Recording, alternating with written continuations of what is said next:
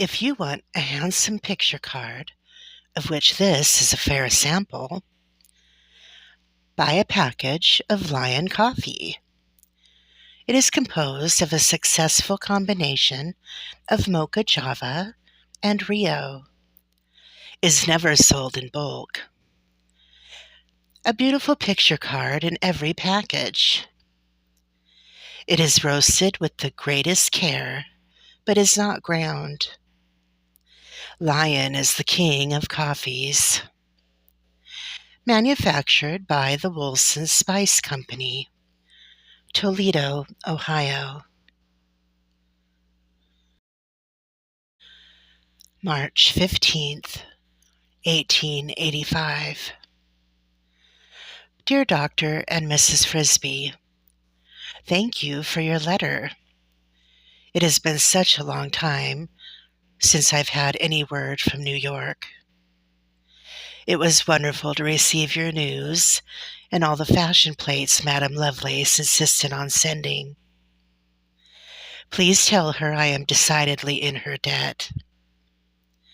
The plates will come in very handy when Katie and I open our new shop out in California. As to the Horn Silver Mine crash, yes, it's all true. I can't tell you how surprised I was to find that the story was in all the papers back east as well. And yet, why wouldn't it be? Especially when it was producing so much silver for the country and world, really. The mine still hasn't opened back up, and they don't believe it will reopen until next year, which is a pity because many of the miners say they'd only just reached the largest vein of silver they'd ever seen in the mine when it crashed. I imagine Mr. Cook and his Wall Street investors are beside themselves over the loss. It's tragic, really. Who knows how much silver they could have pulled from the mine if only they would have built the mine shaft properly. They're blaming the shareholders, claiming they were too eager, and that's what kept them from doing things properly. That's greed for you, I suppose. You asked about Frisco in your letter, and I believe your predictions are correct. Frisco has already seen a major exodus. It's only been a month, and already hundreds of families have left. Honey Craven just boarded up her tea shop and diner last week, which means Katie and I no longer have a landlady, or a cook for that matter. Honey just handed us the spare key and told us to stay on as long as we like. Sheriff Pearson, the man I told you about, the one Katie has agreed to marry, predicts there won't be more than 100 families left here in Frisco in 5 years' time, unless they find some way to reopen the mine shaft to that largest vein of silver. Apparently, this sort of thing happens to boom towns like Frisco all the time. The mine collapses or runs out of riches, and the town dries up as though it was never there in the first place. It all makes me quite sad, really. In a strange way, I've grown to love this forsaken wasteland. With spring here again, it's almost pretty, even if we are still having to pay for our water by the bucket. But as you know, Katie and I won't be in Frisco much longer. How we both wish you could be here for the double wedding. We understand, of course, and wouldn't want you to risk the journey, not with Mrs. Frisbee finally being in the motherly way. We know you've both waited so long for such a miracle, and we can't tell you how thrilled we are for you to finally have a little bundle of your own to love and care for, just as you cared for my darling Katie.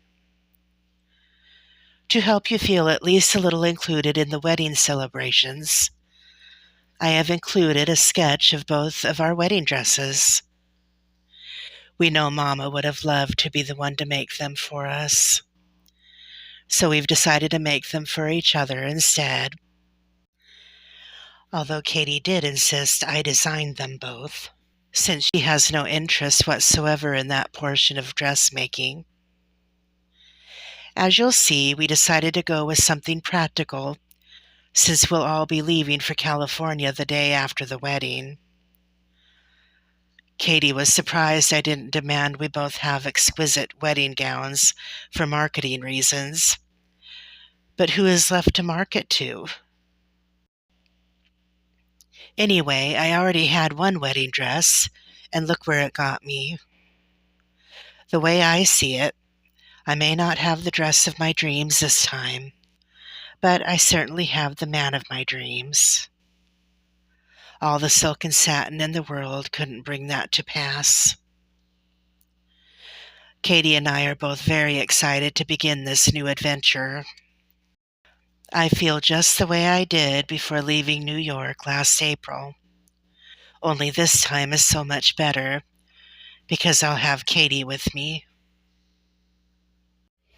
And rather than going to meet my prospective husband for the first time, I'll have my dear husband with me as well. I know you would not only approve of, but absolutely adore my Matthew. He is truly the best man I have ever known. In other news, as unconventional as it seems, Matthew and Sam have decided to become business partners with Katie and me. Miss Lottie Strickland has several contacts in San Francisco and Los Angeles, who she says will be very interested in the costume designs I have created for her this past year.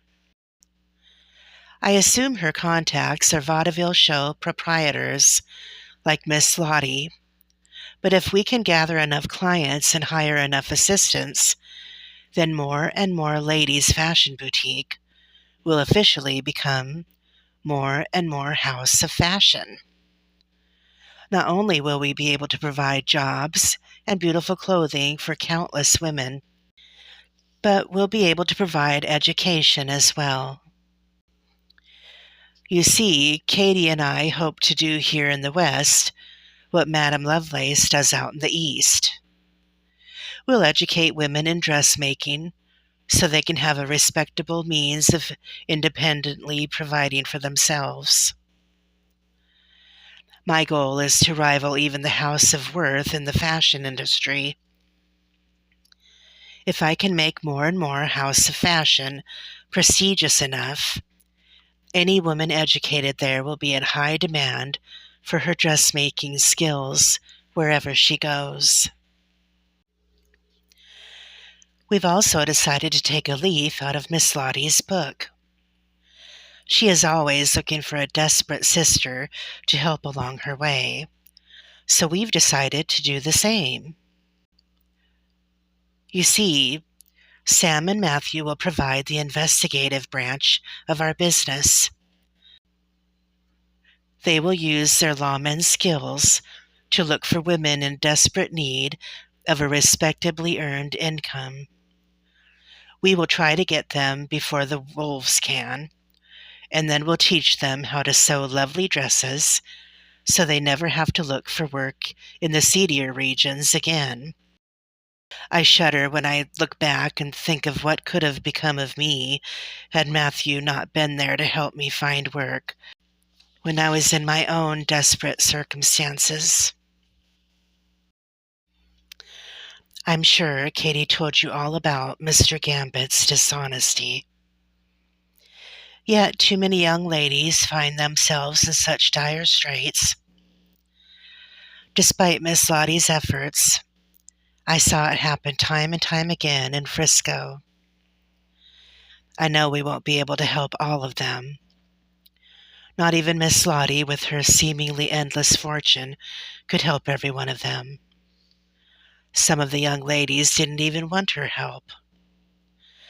But I can help some, And hopefully one day the ones I am able to help will be in a situation to turn around and help another, like ripples in a pond.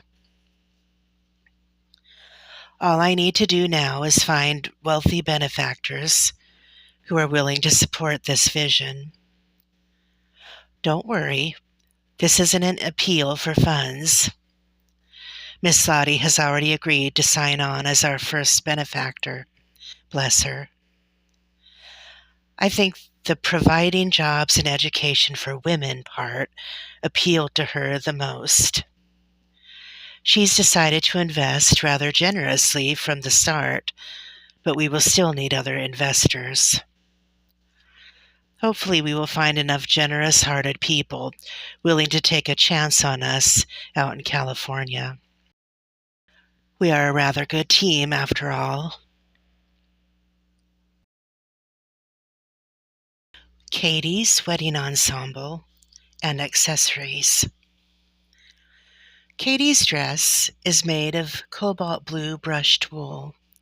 Her overcoat is indigo crushed velvet with silk thread embroidery on the yoke and bodice. Her skirt is double bustled, a straight bustle in the back, and my interpretation of a French bustle on the side. The cloth was so lovely by itself, there was no need for extravagant embellishment. Katie has always loved a pretty muff, so I designed one for her that was both functional and lovely. The inside is lined with white fox fur. For shoes, I had the local cobbler fashion her a lovely pair of white leather carriage boots. The embellishment on the back of Katie's dress are 3 bands of 2-inch silk ribbon down the back and 2 more double bands of the same ribbon running down the hip and coming to a point at the knee. Beads and ribbon embroidery cascade down from both the bodice and each knee where the points of ribbon meet. Lily Clara's second and final wedding dress and finery. This winter traveling suit is made out of emerald green brushed wool for softness and warmth. It is trimmed with black mink fur. The decorative trimmings are beads and baubles fastened at the center of a large satin bow. This black satin parasol with embroidery will be perfect for traveling to California.